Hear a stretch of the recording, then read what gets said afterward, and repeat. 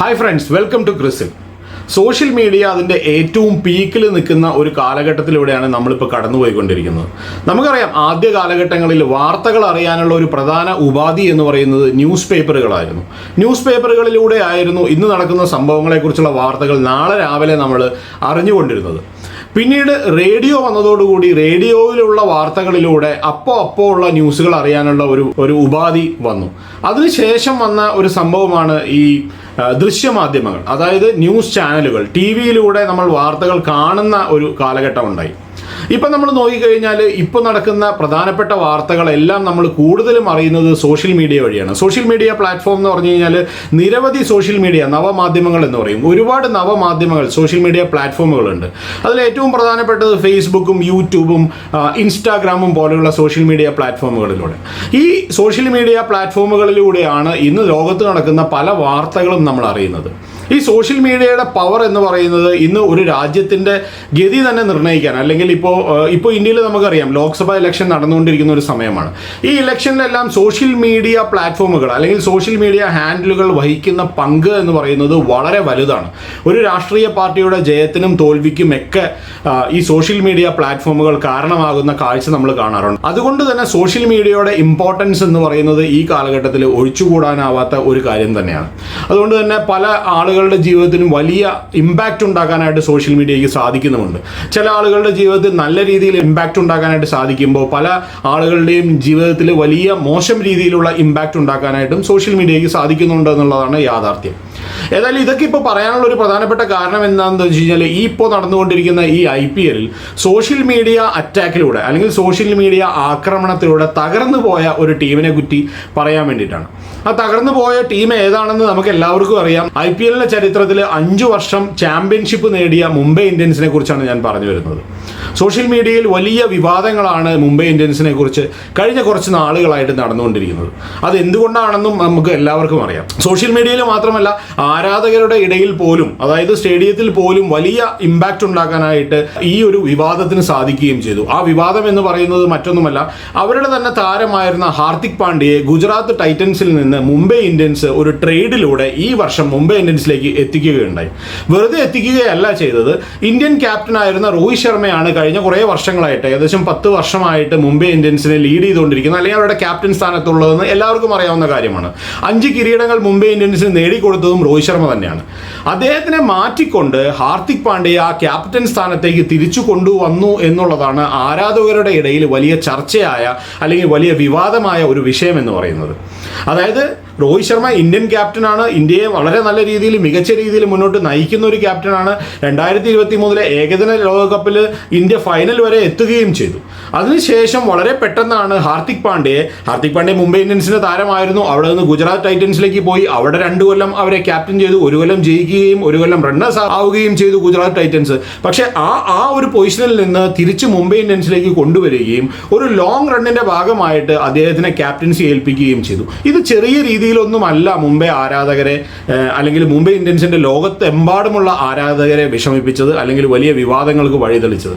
അതുകൊണ്ട് തന്നെ ആരാധകർ ഹാർദിക് പാണ്ഡ്യക്കെതിരെ തിരിയുകയും മുംബൈ ഇന്ത്യൻസിനെതിരെ തിരിയുകയും അവരുടെ മത്സരങ്ങൾ നടക്കുന്ന സമയത്ത് ഹാർദിക് പാണ്ഡ്യ ടോസ് ചെയ്യാനായിട്ട് ഗ്രൗണ്ടിലേക്ക് വരുന്ന സമയത്ത് അല്ലെങ്കിൽ ടോസിന്റെ സമയത്ത് ഹാർദിക് പാണ്ഡ്യയുടെ പേര് അനൗൺസ് ചെയ്യുന്ന സമയത്ത് പോലും വലിയ രീതിയിലുള്ള കൂക്കുവിളികളും ബഹളങ്ങളും എല്ലാം നമ്മൾ കാണുകയുണ്ടായി. സഞ്ജയ് മഞ്ജരേക്കറെ പോലെയുള്ള കമന്റേറ്റേഴ്സിന് നന്നായി ബിഹേവ് ചെയ്യാനായിട്ട് ക്രൗഡിനോട് പറയേണ്ട അല്ലെങ്കിൽ റിക്വസ്റ്റ് ചെയ്യേണ്ട ഒരു ആവശ്യം പോലും ഉണ്ടായി. ഇതൊക്കെ ഒരു വശത്ത് നടക്കുമ്പോൾ പോലും മറ്റൊരു വശത്ത് ഈ സോഷ്യൽ മീഡിയയിലൂടെ ഉണ്ടായ ആക്രമണങ്ങൾ, അതായത് ഹാർദിക് പാണ്ഡ്യയെ കൊണ്ടുവന്നത്, ഹാർദിക് പാണ്ഡ്യയെ ക്യാപ്റ്റൻ സ്ഥാനം ഏൽപ്പിച്ചത്, രോഹിത് ശർമ്മയെ മാറ്റിയത്, ഇതുമായി ബന്ധപ്പെട്ട് വന്ന ട്രോളുകളും മറ്റുള്ള ചർച്ചകളും വിഷയങ്ങളും എല്ലാം വലിയ രീതിയിലാണ് മുംബൈ ഇന്ത്യൻസിനെ ബാധിച്ചത്. നമുക്കറിയാം, എനിക്ക് തോന്നുന്നത് ഈ IPL ഒരു ചരിത്രം പരിശോധിക്കുകയാണെങ്കിൽ 2008 തൊട്ട് ഇത്രയും 2024 വരെയുള്ള ഇത്രയും വർഷത്തെ ചരിത്രം പരിശോധിക്കുകയാണെങ്കിൽ ഏറ്റവും മികച്ച ഒരു ടീമുമായിട്ടാണ് ഈ വർഷം മുംബൈ ഇന്ത്യൻസ് IPL ഇറങ്ങിയത്. അതിൻ്റെ പ്രധാനപ്പെട്ട കാരണം ഇന്ത്യയിലെ തന്നെ ഏറ്റവും മികച്ച ബാറ്റർമാരെല്ലാം എല്ലാവരും തന്നെ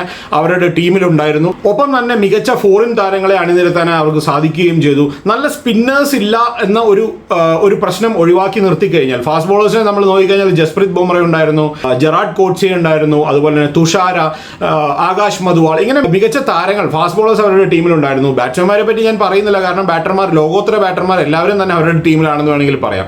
പക്ഷേ സ്പിന്നർമാരുടെ ഒരു നിരയിലേക്ക് വരുമ്പോൾ അത്ര മികച്ച സ്പിന്നർമാരല്ലായിരുന്നു എന്നുള്ളതാണ് മുംബൈ ഇന്ത്യൻസിന്റെ ഒരു പോരായ്മയായിട്ട് ഞാൻ കാണുന്നത്.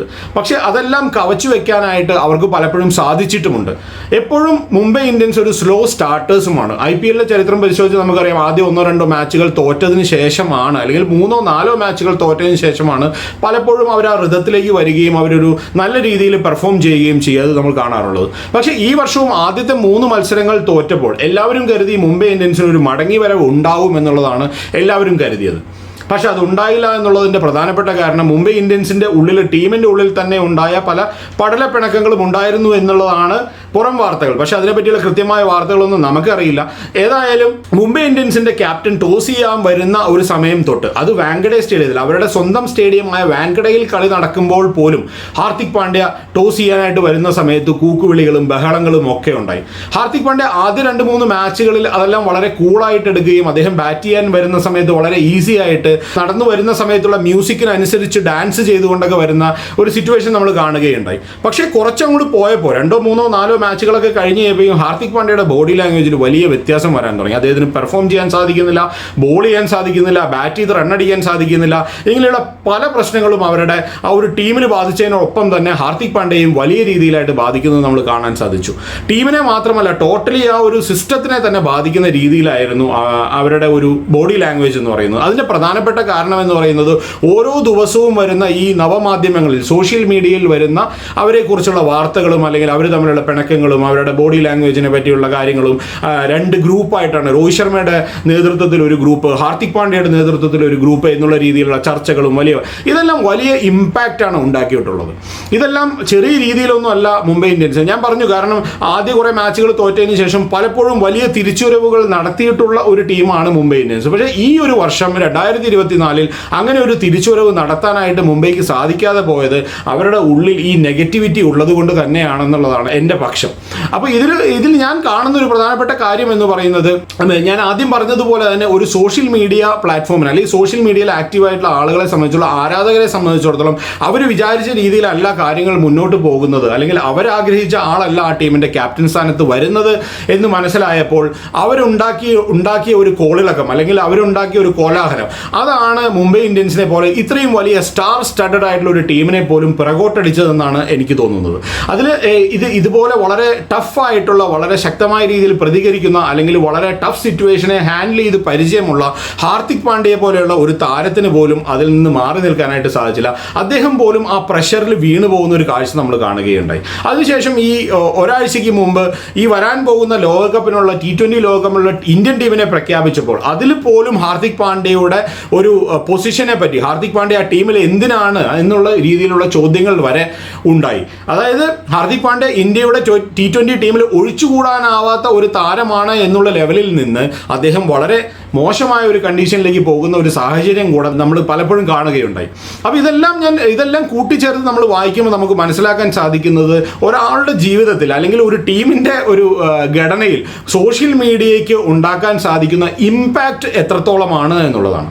അപ്പോൾ സോഷ്യൽ മീഡിയയ്ക്ക് നല്ലതും ചീത്തയും ചെയ്യാൻ സാധിക്കും. സോഷ്യൽ മീഡിയ പ്ലാറ്റ്ഫോമുകളിലൂടെ ഒരാളെ വളർത്തി വലുതാക്കാനും സാധിക്കും, അതുപോലെ തന്നെ ഒരാളെ ഇകഴ്ത്തിക്കാട്ടാനും അല്ലെങ്കിൽ അയാളെ വേരോടെ പിഴുതെറിയാനും സാധിക്കും എന്നുള്ളതാണ് സോഷ്യൽ മീഡിയയുടെ ഒരു പവർ എന്ന് പറയുന്നത്. അപ്പോൾ ഈ ഒരു കാലഘട്ടത്തിൽ ആർക്കും സോഷ്യൽ മീഡിയ പ്ലാറ്റ്ഫോമുകളിൽ നിന്ന് മാറി നിൽക്കാനോ അല്ലെങ്കിൽ വേറൊരു രീതിയിൽ പെരുമാറാനോ സാധിക്കുകയില്ല. പക്ഷെ അത് നല്ല രീതിയിലാണ് ഹാൻഡിൽ ചെയ്യുന്നതെങ്കിൽ നല്ല രീതിയിൽ മുന്നോട്ട് പോകാനായിട്ട് സാധിക്കുകയും ചെയ്യും. പക്ഷേ ആ സോഷ്യൽ മീഡിയ നമ്മളെ വിഴുങ്ങുന്ന ഒരു സിറ്റുവേഷനിലേക്ക്, ഇത് ക്രിക്കറ്റിൻ്റെ മാത്രം കാര്യമല്ല, ഈവൻ ഓരോരുത്തരുടെയും ഓരോ ഇൻഡിവിജ്വലിൻ്റെയും ജീവിതത്തിൽ സോഷ്യൽ മീഡിയ നമ്മളെ വിഴുങ്ങുന്ന രീതിയിലേക്ക് കാര്യങ്ങളെ കൊണ്ടെത്തിക്കാതിരിക്കാൻ ശ്രമിക്കുക എന്നുള്ളതാണ് ഇതിൽ നിന്നുള്ള ഒരു മെസ്സേജായിട്ട് ഞാൻ പറയാൻ ഉദ്ദേശിക്കുന്നത്. ഏതായാലും മറ്റൊരു വീഡിയോയുമായിട്ട് നമുക്ക് വീണ്ടും കാണാം. ബൈ.